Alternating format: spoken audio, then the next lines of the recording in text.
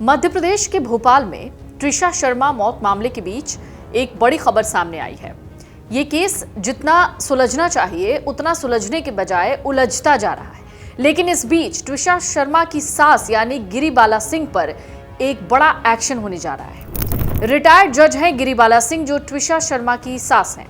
उनको जिला consumer forum से हटाने की तैयारी चल रही है। परिवार ने यानी त्रिशा शर्मा के परिवार ने इसके लिए गवर्नर को पत्र भेजा था।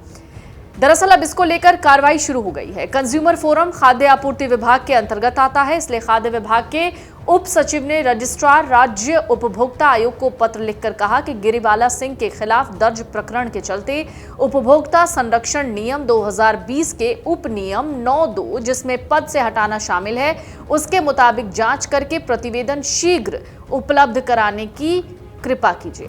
यहाँ गंभीर मामलों में इस्तीफा या रिमूवल की प्रक्रिया भी होती है। ऐसे में जिला कंज्यूमर फोरम के अध्यक्ष पद पर नियुक्ति और त्याग पत्र को लेकर राज्य सरकार ने जो पत्राचार है वो शुरू कर दिया है। दरअसल त्रिशा केस में बेटे समर्थ के साथ आरोपी गिरिबाला सिंह इस समय अग्रिम जमानत पर हैं, यानी उन्हें एंटीसिपेटरी बेल मिल चुकी है, जबकि समर्थ की एंटीसिपेटरी बेल खारिज हो गई थी।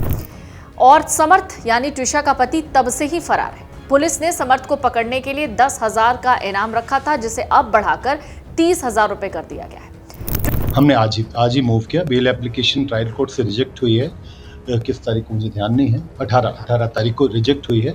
18 तारीख के बाद हमने आज पेश किया, क्योंकि कुछ कागजात हमको और इकट्ठे करने थे, वो करके हमने आज पेश किया माननीय उच्च न्यायालय के समक्ष। कब तक सुनवाई की संभावना है?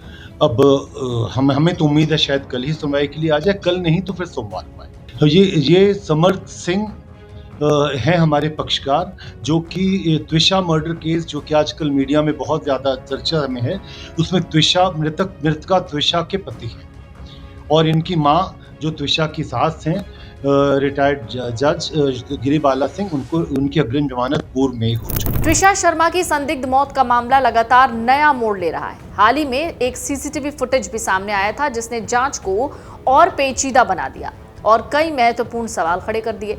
फुटेज में त्रिशा शर्मा को बिल्डिंग की सीढ़ियों से छत की ओर जाते हुए देखा गया, वो भी अकेले। इसके करीब 1 घंटे के बाद उसके पति समर्थ और 3 बाकी लोग नीचे लेकर उसको आते हुए दिखाई देते हैं। सीसीटीवी में दर्ज ये घटनाक्रम अब जांच एजेंसियों के लिए महत्वपूर्ण साक्ष्य बन गया है।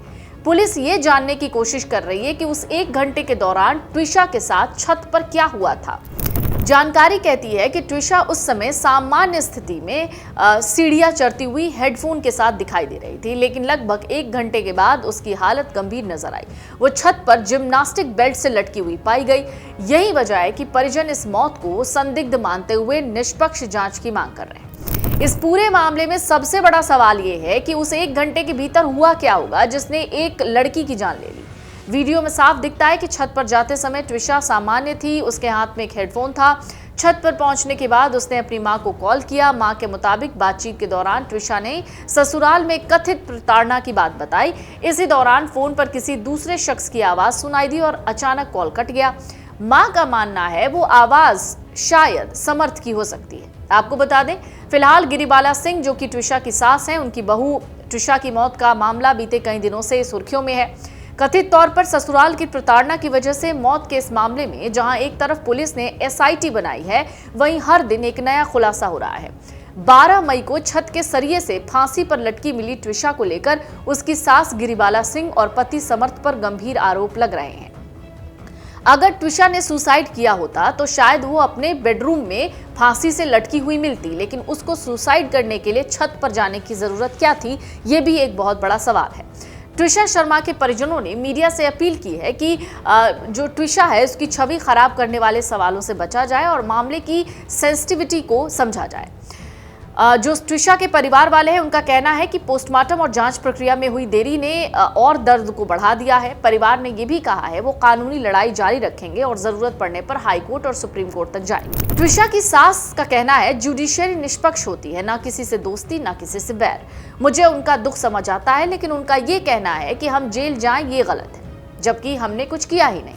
वो कहती है दहेज लेन देन की कोई बात ही नहीं है, वो लोग लिस्ट दें उन्होंने क्या कह दिया। उसने काउंसलर के सामने कहा था कि वो हाई डोज लेती है, इसलिए बच्चा ना रखने की बात उसने कही। वो खुद बच्चा नहीं रखना चाहती थी, कंसाइनमेंट फॉर्म उसने खुद भरा, हमारी बहू थी वो। इस तरह से कीचड़ उछालना गलत है। जरा गिरिबाला सिंह का ये स्टेटमेंट भी सुन लीजिए। ये तो दे चुके जवाब। काहे का दबाव सर, ये तो हम लोग तो न्यायिक प्रक्रिया के अधीन है। दबाव वो बना रहे हैं, कहीं सीएम हाउस घेर रहे हैं, कहीं कुछ कर रहे हैं। हम कौन सा दबाव डाल रहे हैं? कुछ भी तो नहीं। बिल्कुल, मुझे तो उम्मीद है निष्पक्ष जाए।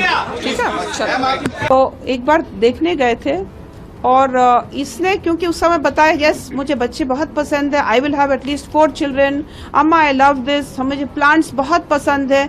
लेकिन सुबह में जैसे वॉक करके आती थी, पौधों पर पानी डाला, वो कभी कभी देखती नहीं थी पौधों की तरफ। ऐसे यार त्विषा, तुम तो बताती पौधे बहुत पसंद है, तुम कभी एंड वी लव प्लांट्स, इसीलिए तो मैंने हम यहाँ से लेकर ऊपर, इवन पुलिस ने जब लॉक कर रखा ऐसे मेरे पौधे मर जाएंगे। यू डू योर वर्क, आप जितना कर सकते हो। मेरे लिए तो हर पौधा इज लिविंग एंटिटी, हमें बचाना है उसको।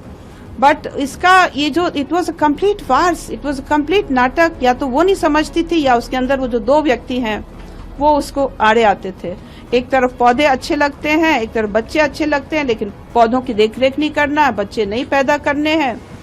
एंड मुझे कुकिंग भी अच्छा लगता है, लेकिन कुकिंग में लिए अगर बोलो क्या, आई जस्ट सेड सुपरवाइज, क्योंकि खाना बनाने वाले तो लोग हैं यहाँ पर। तो नहीं हमको नोबडी विल प्रेशराइज मी।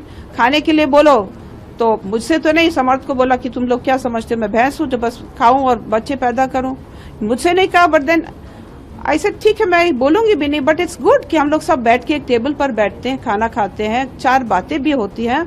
लेकिन उसका एक ये अवॉइडेंस वाला स्थिति थी, क्योंकि उसको लगता था, क्योंकि इसकी जो 2 हस्बैंड्स को लोग लड़कियां बहुत इजीली कन्विंस करते हैं। स्टेटमेंट ये भी बात सामने आई है कि आप लोगों को कह रही हैं कि भाई समर्थ उनके पिताजी को नागर करवा के माफी मंगवाना चाहते हैं। Where is the question? ये तो इतना मैंने छोटी ओछी बात तो हम लोग के तो बातचीत के जरिए में है ही नहीं। हो सकता वो हाथरस में इस तरह से बोलते होंगे, जिस तरह से ये लोग ऐसा करके वो कर रहे हैं। इट्स नॉट हमारी जुबान का, हमारे डायलेक्ट का हिस्सा ही नहीं हो सकता। कैसे होगा? There is no question at all.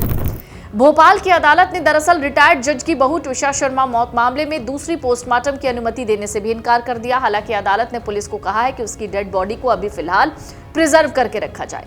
Advocate अंकुर पांडे ने कहा है कि परिवार की ओर से दोबारा पोस्टमार्टम और शव को प्रिजर्व रखने की मांग की गई थी, जिसमें अदालत ने आंशिक राहत दी है।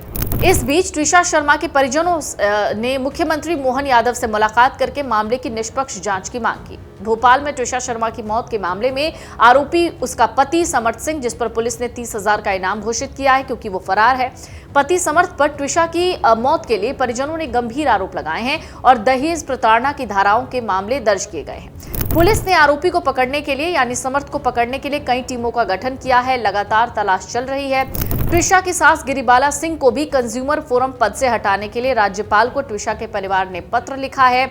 गिरिबाला सिंह पर दहेज मृत्यु के तहत मामला दर्ज हुआ है। अभी Giribala Singh district consumer forum में जज हैं। डिस्ट्रिक्ट कंज्यूमर फोरम में रिटायर्ड जज की नियुक्ति होती है। कदाचार दोष सिद्ध या किसी गंभीर मामले में हटाने का भी प्रावधान है।